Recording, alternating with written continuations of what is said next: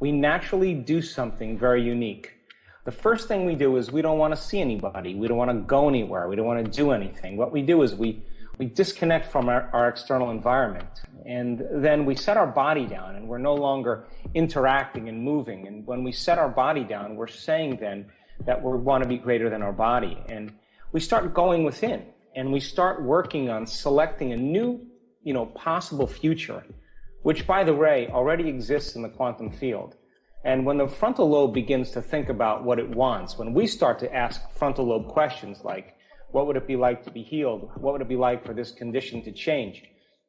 What do I want in my future? The frontal lobe is like a great symphony leader, and it has connections to all other parts of the brain. And when we're truly focused and we're truly paying attention, the frontal lobe begins to, like a great symphony leader, begins to select different networks of neurons that are connected to the things we've learned intellectually, knowledge, and experiences that we've had throughout our lives. And as it begins to call up these different neural networks, it begins to seamlessly piece them together to create a vision or a picture, an internal representation. And that's called intention. Now, this is where it gets tricky, because intention does nothing except begin to organize a new level of mind. But when you combine that clear intention with an elevated emotion, it's the combination of a clear intention and an elevated emotion that begins to move the brain and body out of the past and begin to change the brain and body to live in the future. Which means then you have to teach your body emotionally what that future is going to feel like before it's made manifest. That means then you don't wait for your wealth to show up to feel abundance.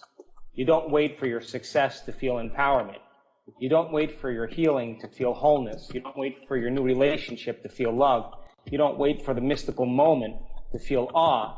You actually create the feeling along with the intention of wholeness, and that's what begins to create the healing. You actually create the emotion of abundance, and that's what begins to bring your wealth. You begin to teach your body emotionally what the moment of awe feels like, so the mystical moment is present. We begin to teach our body what empowerment feels like before our experience. And when we do this properly, what we're really doing is we're changing the brain and body on a biological level.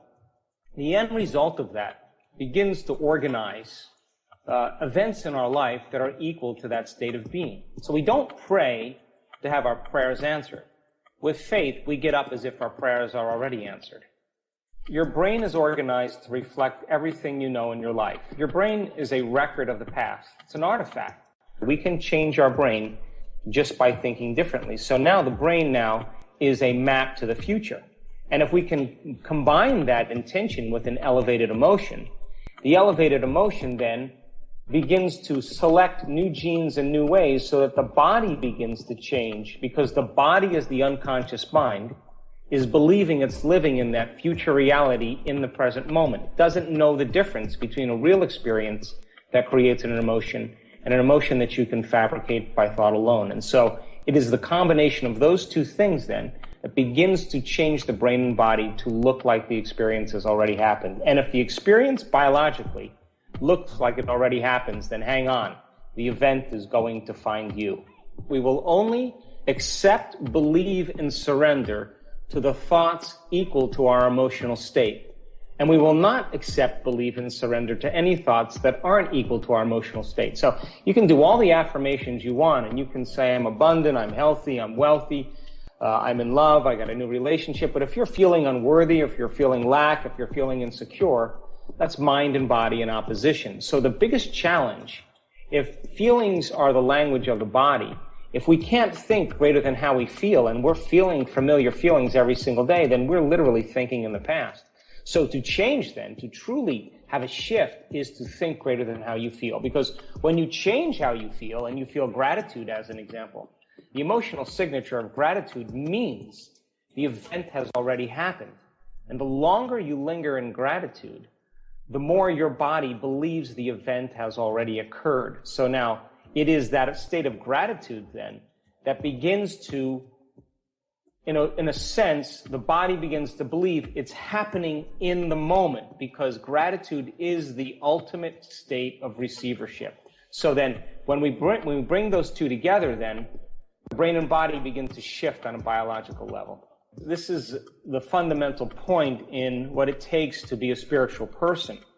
Because if you understand that those emotions that are connected to the stress hormones of survival, of anger and aggression and hostility and violence and pain and suffering and guilt and shame and unworthiness and fear and anxiety and hopelessness, all those emotions are all created by the hormones of stress, and those are all connected to experiences that we've already had.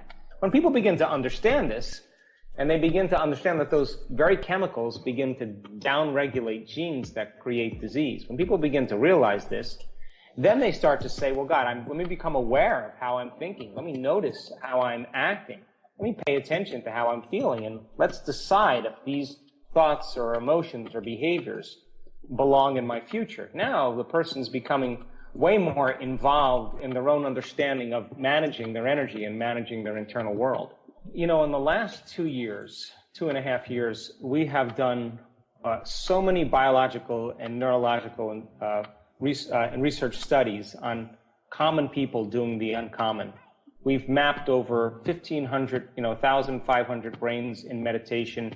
We've had people wear heart rate monitors. We've measured the energy of the room. We've measured the energy around their bodies. We've measured the energy centers of their bodies. We've measured epigenetic changes in their saliva and in their urine. And I can tell you that without a doubt, that you and I and everybody in that audience is at their absolute best when they get beyond themselves. That truly, when you go inward, if you do it properly, there will come a moment where you will become nobody. You'll become no one, no thing, nowhere, in no time. The moment you disconnect from your body, your environment, and time, you forget about your identity, that's the moment you're pure consciousness. And that's the moment that your consciousness begins to merge with a greater consciousness. And we have to continuously give up an aspect of the limited self to join the greater self. And when there is that merging of subjective consciousness with objective consciousness, that's when we become more like it. That's when we begin to take on its nature. And we've seen people do this over and over again. And the brain and the heart get so synchronized and get so organized that the field around the body that we measure sometimes increases by up to 10 feet. And now the person feels more like energy and less like matter, more like wave and less like particle, and they feel connected to something greater, and they trust in possibility, and they step out into the unknown. And we have all the machinery to do this. I think people are beginning around the world to wake up to the idea that the illusion is becoming so obvious. I mean, every single paradigm right now is collapsing, whether it's the political model, the economic model, the religious model, the medical model, the educational model, the environment. Everything's collapsing right now because it cannot function on the old laws of the old paradigm. Something new has to be created. So then, how do we begin to become supernatural? We have to begin to do what's unnatural. And when everybody else is in lack and in poverty, that is the time to give. When everybody else is in fear and worried, that's the time to demonstrate courage.